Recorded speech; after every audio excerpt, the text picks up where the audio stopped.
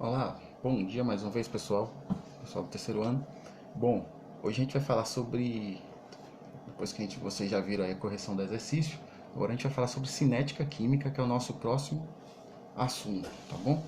Esse assunto de cinética tem a ver com a questão de reações. Então a gente vai analisar que as reações químicas, elas têm todo um contexto, uma explicação por que elas acontecem. E é possível a gente entender essas reações químicas e aumentar essa rapidez, a rapidez de uma reação química ou diminuir essa velocidade delas, tá bom? Vamos entender um pouquinho o que significa essa questão de cinética química, certo? Para a gente poder dar desenvolvimento ao conteúdo sobre os fatores que aceleram ou não uma reação química.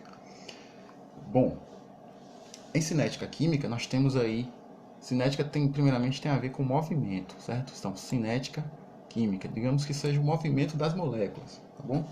Seja o movimento das moléculas, o movimento dos átomos, para a gente identificar como é que acontece uma reação química. Deixa eu ajeitar aqui. Pronto. Vocês podem estar olhando no livro de vocês, certo? Essa questão aqui do cinética química, que provavelmente vocês têm o livro do segundo ano, né, ainda. Está na página aí, esse livro aqui, ó, mesmo o livro que vocês têm, página 140, certo? A questão da cinética química. Então vocês podem estar olhando, abrindo o livro no momento dessa aula, que vocês vão entender bem, vão acompanhar aí pelo livro de vocês, certo? Bom, sobre cinética química, aí nós temos a questão da combustão. O que é combustão? Combustão nada mais é do que uma reação química, certo? Combustão é uma reação química que envolve três elementos. Envolve o combustível, envolve o comburente e uma fonte de ignição. Basicamente toda a reação ela vai envolver alguns fatores assim, certo? Como é, professor, a questão da combustão? Combustão é uma explosão, certo? Se você, por exemplo, colocar uma vela no acesa, se você ali está acontecendo a combustão, a vela está acesa. Se você colocar um copo de vidro dentro, por cima da vela, tampar aquela vela com aquele copo de vidro, vai demorar um pouquinho e ela vai apagar, porque você cortou um dos componentes da reação química, certo? Então vamos lá, combustão. Para que a combustão aconteça, é necessário essas três coisinhas que eu falei para vocês: o combustível, certo? Algo que vai alimentar o fogo, o comburente, que é o oxigênio, a gente chama de comburente também, e a energia, uma fonte de ignição, alguma coisa para iniciar essa reação química, certo? Então toda reação química ela não acontece do nada, ela tem sempre alguns fatores que vão influenciar nessa reação química. Então o oxigênio, se você cortar um desses três elementos aí, na verdade, combustível, oxigênio e energia, se você cortar um dos três, não vai ocorrer a reação de combustão. Por exemplo, quando eu falei para vocês que a vela ela estava acesa, estava acontecendo a combustão, ela estava a parafina da vela, que é aquela parte branca dela, é o combustível, é o que está sendo alimentado, certo? É o que está sendo queimado. O oxigênio está presente no ambiente, certo? Está também agindo ali para que haja a reação. E o que foi que funcionou, o que foi usado para ligar aquela vela, né? No caso o fósforo, digamos assim, foi a fonte de ignição, foi a energia que foi dada ali para que houvesse essa reação. Quando colocou o copo de vidro, essa reação ela perdeu um dos componentes, que foi o oxigênio, travou a quantidade de oxigênio ali, impediu a quantidade de oxigênio de agir e, consequentemente, ela apagou. Então, acabou a reação.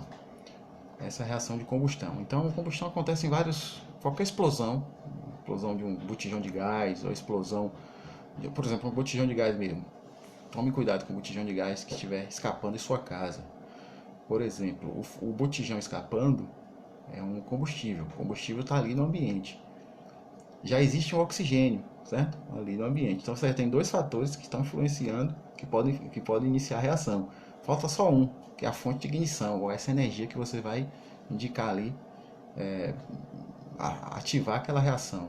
Então se você ligar uma luz, a luz vai gerar calor, e esse calor pode iniciar essa reação de combustão e acontecer uma explosão. O ideal é você chegar em casa, digamos, você chega em casa, sentiu vazamento de gás, não acenda a luz, vá tentar desligar o interruptor da sua casa e tente descobrir o vazamento, certo? Porque qualquer coisinha pode aumentar a reação, desenvolver a reação e explodir.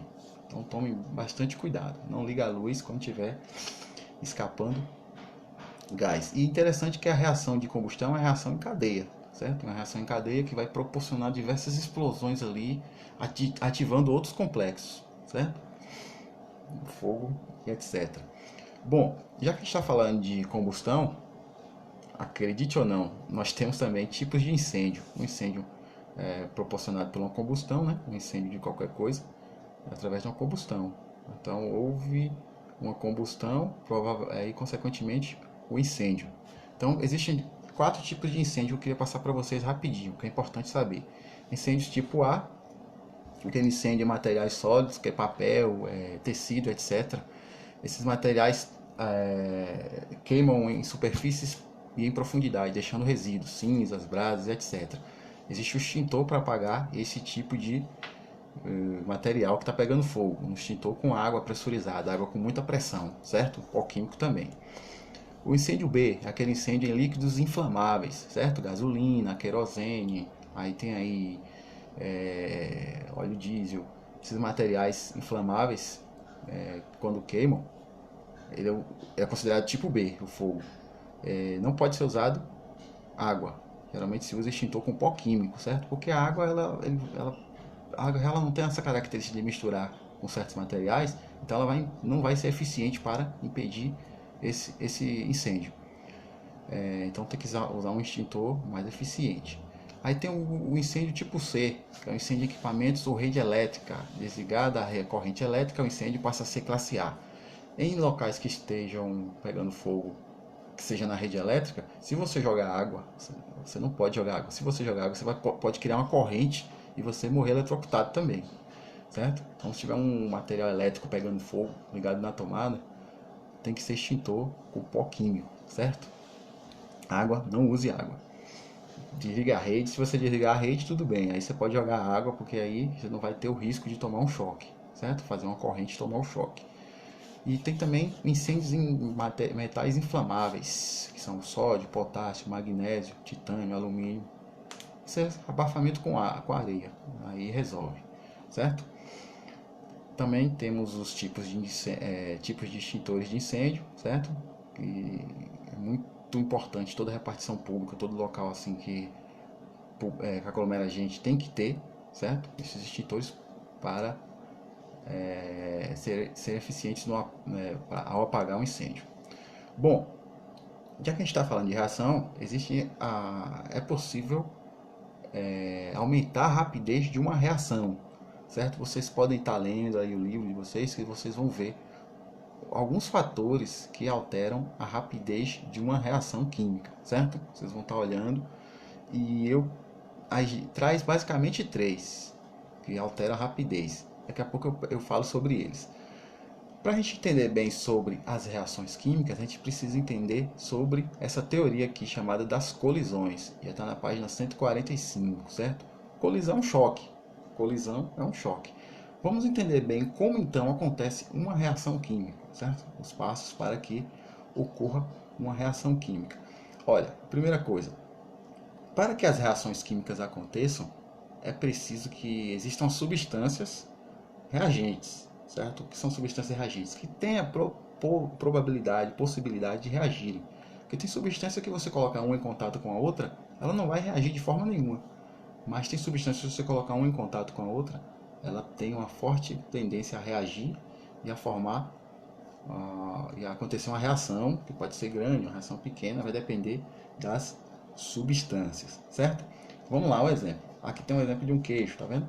Um queijo aí, queijo mineral tal. O queijo, ele é composto por diversas substâncias, né? Umas misturas aí. E o queijo é o seguinte, se você deixar ele exposto sem algo que sem um travamento, se você deixar ele exposto ao oxigênio, ele vai escurecer aquele queijo ali, ele vai escurecer porque o oxigênio está reagindo com ele. Então o oxigênio é um reagente com o material do queijo. Então ele passa a modificar a composição, a reagir, criar novas substâncias e o queijo fica amarelado, mais amarelado até ficar um pouco rígido, certo? A maçã também é aberta, se você deixar ela exposta, ela fica escura. Isso nada mais é do que uma reação química também que está acontecendo com a maçã, certo? Porque ela está reagindo com o oxigênio. Bom, e aqui eu tenho as explicações. Vamos lá. Nós temos aqui um quadro A e um quadro B. Vou colocar aqui para vocês primeiramente. Deixa eu ver aqui. Pronto. Aqui são os passos para que ocorra uma reação química. Primeiro passo, as substâncias precisam ser reagentes, como eu falei no início. Para que ocorra a reação química, as substâncias têm que ser reagentes, certo? Se não forem reagentes, não tem possibilidade nenhuma de acontecer. Por exemplo, o sódio e o cloro são dois átomos, são reagentes. Um tem probabilidade de reagir com o outro. Um pode perder elétron para o outro, certo? No caso do cloro, pode ganhar elétron do sódio e eles reagirem.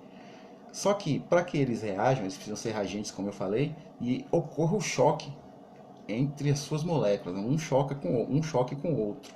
Se o sódio estiver aqui e o cloro aqui, um longe do outro, não tem como reagir. Então, para que haja a reação, um precisa estar em contato com o outro, que a gente chama de choque. Tem que haver o choque entre as moléculas. Aí sim, pode acontecer a reação. Não quer dizer que ainda aconteceu, mas pode acontecer. Terceiro ponto, o choque entre as moléculas ocorra com orientação favorável. Vou lá explicar como essa questão da orientação favorável aqui para vocês. Aqui. Pronto, vamos para esse aqui. Aqui, digamos que essa molécula aqui, pronto, aqui, essa aqui. Duas moléculas, uma molécula, o átomo, esse cinza e esse verde, vão um ao encontro com o outro, certo? Aí se chocam, chegam mais perto, se chocam aqui. Aí, ó o que terminou, voltando ao mesmo início, ó, como era no início. Então aqui a gente pode dizer que não houve a reação, estão exatamente iguais depois do choque. Antes do choque está aqui, depois do choque está aqui, exatamente iguais. Então não houve a reação, apesar de se chocarem. Possa ser que elas não sejam reagentes, certo? Mas se forem reagentes, digamos, são reagentes, houve o choque entre elas, dois passos para a reação já. Só que o choque não foi favorável. Digamos que esse choque aqui ó, não foi favorável, não foi com orientação favorável. O que é um choque com orientação favorável? É aquele choque que as moléculas se encaixam perfeitamente uma na outra, certo? Então, é aquele choque que as moléculas elas têm suas conexões todas interligadas uma na outra, questão de elétrons, etc. Quando elas são reagentes, elas se chocam, mas essa orientação não é favorável, a forma como elas estão se chocando não é favorável, não ocorre a reação, certo? Às vezes tem mais concentração ali de um lado dela do que em outro, possa ser que não aconteça a reação. Agora aqui um exemplo que as moléculas são reagentes, há o choque entre elas aqui, e houve a reação, tá vendo? Que a cinza ficou com a verde e diferente do que era antes. Antes eram duas cinzas iguais, duas verdes iguais. Aí ficou uma cinza com a verde, uma cinza com a verde, certo? Se separaram. Porque o choque, olha como elas foram se chocar dessa forma, agora, né? Se chocaram dessa forma, houve a reação e a orientação foi de forma favorável, certo? Esse é o terceiro passo. E o quarto passo seria o choque orientado favoravelmente possui energia suficiente para formar os produtos. Não adianta nada as substâncias serem reagentes, ocorrer o choque entre elas, o choque for com orientação favorável, e não tiver energia suficiente para manter o processo. Vai acontecer a reação e ela acaba rapidinho, se não tiver energia, certo? Que energia, professor? Alguma forma que ative, alguma forma que mantenha elas funcionando direitinho, as moléculas funcionando direitinho, certo? Então tem molécula que tem elementos que reagem um com o outro, conseguem reagir, só que dura menos de um minuto, aí volta ao estado inicial porque não houve energia suficiente para manter o processo. Às vezes a energia suficiente é a temperatura. Se você deixar certas reações que acontecem, se tiver com uma certa temperatura, a reação vai acontecer de forma efetiva, ou seja, de forma eficiente. a depender, se não tiver uma temperatura suficiente, ela pode acontecer a reação e a reação acabar rapidamente porque a temperatura não foi adequada para aquela reação. Então, é basicamente isso aí. As moléculas, para que haja uma reação, precisam ser reagentes, certo? Reativas, a possibilidade de reagir, tem que ocorrer o choque deve ser com orientação favorável e também tem que ter energia suficiente para manter esse processo. Só que aí nós temos fatores que influenciam a rapidez das reações, certo? E é isso aqui que eu vou pedir para vocês fazerem. Existem essas reações que acontecem, só que existem fatores que podem alterar a rapidez da reação. Aí tem aqui, temperatura é um fator que pode acelerar a reação. Que vocês estão vendo aqui, uma banana, tá vendo? Caixa de banana. Acontece muito com alimentos, banana, outros alimentos. Às vezes, para que se usa a geladeira? A geladeira é justamente para isso, né? Para você diminuir a temperatura, o calor dos alimentos e impedir das moléculas reagirem, porque as moléculas, quanto mais temperatura, mais rápidas elas reagem, certo? Então, uma banana mesmo, ou qualquer material, alimento que você deixa fora da geladeira, vamos lá, a banana. Elas ficam maduras bem mais rápidas se você deixar do que você deixando na geladeira, certo? Às vezes eles tiram as bananas verdes e querem vender logo, maduras, eles colocam estufas para ela abafar e aumentar a temperatura e aumentar a rapidez da reação. Aí isso faz com que a banana amadureça mais rápido, porque houve um fator que alterou essa reação, que foi a temperatura, certo? Existe também aqui a superfície de contato. Quanto maior o contato entre as moléculas, mais rápida será essa reação. Aí eu quero que vocês me falem como é que isso funciona. E existe também a concentração, que quanto maior a concentração de reagentes, maior a possibilidade de a reação acontecer de forma mais rápida, certo? Então estão todos os exemplos aí, e essa vai ser a atividade de vocês. Aqui um exemplo de concentração, agora que eu estou vendo aqui também. As crianças, quando nascem prematuras, elas vão para câmaras, né? Uns locais para tipo um compartimento, um recipiente que aumenta a quantidade de oxigênio ali para a criança conseguir respirar direitinho, porque a criança, quando nasce prematura, às vezes ela não desenvolveu ainda algumas partes do corpo internamente, aí afeta os pulmões, ela não sabe respirar, não sabe puxar esse oxigênio que a gente consegue puxar aqui. Ela não desenvolveu ainda essa capacidade por nascer prematuramente, não foi desenvolvido isso nela.